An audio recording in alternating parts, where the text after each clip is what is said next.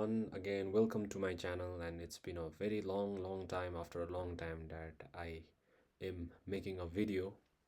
And in this particular video, I want to discuss with you guys a very important topic that I have been noticing a lot among the players is why they are not able to perform well in good tournaments.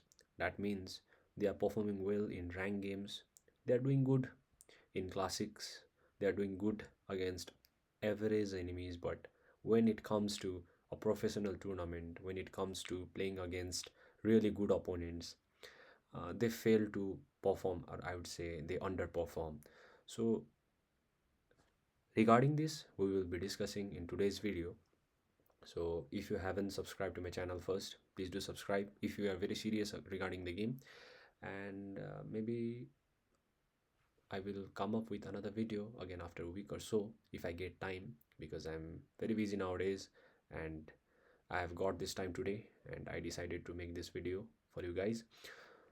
So, number one point, I will directly come to the point without uh, discussing here and there. I will directly come to the point. I think one of the major factors that make players weak in pro scene, especially in India, is lack of adaptability in the game. Yes, you heard it right. Lack of adaptability in the game. They play every single game in the same way. I mean, uh, for example, if I have to give you a very good example, then for itemization, they try to make, they tend to make same or similar kind of items every single game. I've seen that. I've observed it many times. They don't even change their build. And also regarding the rotation, I've seen it like they have mugged up certain kind of rotations or something like that. Instead of, I think this game, this ML game, this MLBB, it really comes to adaptability. The team that adapts really well according to the game surely wins the game. That the team that adapts according to the situation wins the game. But what I've seen is that they try to do it in a very fixed way. I would say uh, they don't change their play style. They don't change their itemization. They don't change their drafting. Everything they have like yes, definitely some things can be prepared already before the game, but I don't think, itemization, rotation, etc. should not be done, you know, should not be discussed before the big game, because it totally depends on the situation on in that particular context in the game, you know, what situation is going on. You have to change your itemization according to the playing style, according to the hero pool of the opponents, according to the situation. Maybe you are lacking behind, or maybe you are lagging behind, or maybe you are very uh, up front of the enemies in terms of your farm. So it really depends on that. And also adaptability for the rotation. Maybe your prioritization at that point of time can be defending, or maybe you have aggression at that point of time. It really depends. So, one of the major points that is making our boys or girls, lag in terms of playing in a pro scene is, I think, lack of adaptability. And another point I would like to discuss is I think they don't discuss the game plan during drafts and all. What I've seen is they tend to only, uh, give calls for ganking.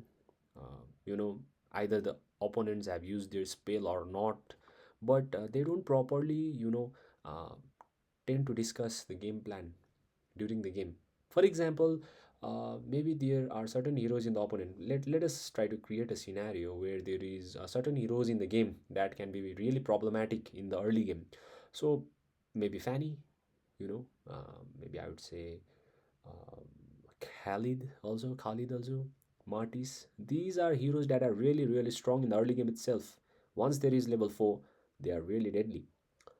So your game plans would be maybe try to avoid the turtle fight as much as possible. Only try to steal the turtle instead of directly contesting it. So that kind of game plan should be made before, even after, just after the drafting is completed, when the screen loading happens. Instead of doing that, people tend to remain silent, and that is what makes team very weak, because they don't have any plan. You should be planning in the game that what should be our next step, instead of trying to kill and kill and kill again and again. You should be that what should be your approach in that particular game. You should be discussing that the strong points of opponent is this, our strong point is this, we are weak at this particular point of time in the game. Because see, uh, certain hero composition are really weak in the early game, so you have to play accordingly. Certain compositions are really strong in the late game, you have to play accordingly. In the mid game, certain compositions are really really strong, like Lancelot, maybe Hayabusa. you know um, these kind of compositions are really good in the mid game, so you have to play accordingly. So game plan should be made according to that. Okay. And also in the late game, especially, I would say the people are lagging behind the game plan. So in the late game, it's really important. You should be continuously discussing what should be your approach and what should be your game plan, how to finish it, how to finish the game, or maybe how to make sure the enemies make certain kind of mistakes.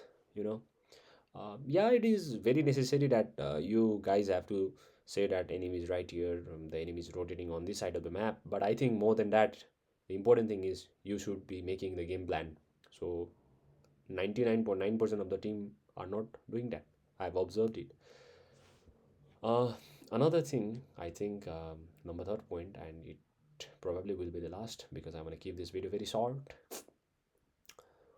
Uh, Especially for maze and especially for maze and tanks.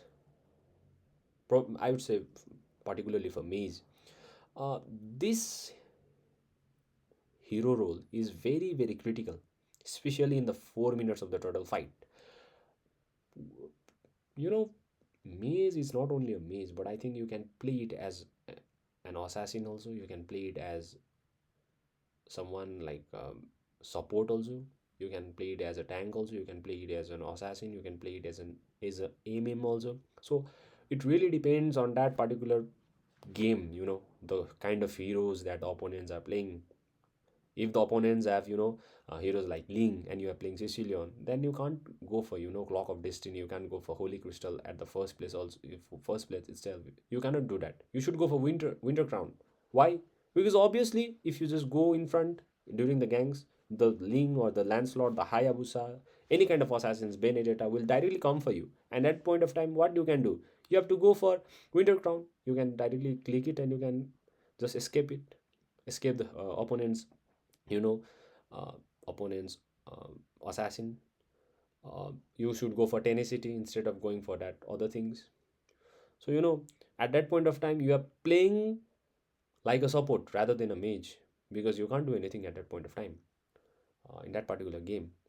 If the opponents have really really short range heroes like Sun, Alpha, heroes like that, you have to go for Ice Queen wand or maybe Glowing wand, so that you can play as a poke rather than a mage poke hero. And if opponents have really squishy heroes, and at that point of time you have to go for assassin type of play style, and you have to continuously change it according to the game, and you have to continuously calculate that what should be my approach at that particular game. So that's it guys. I think this will help you a little bit, and especially for maze players, I've seen it most of the games. You play all the different games in the same way, so that's what is costing the entire team the whole game.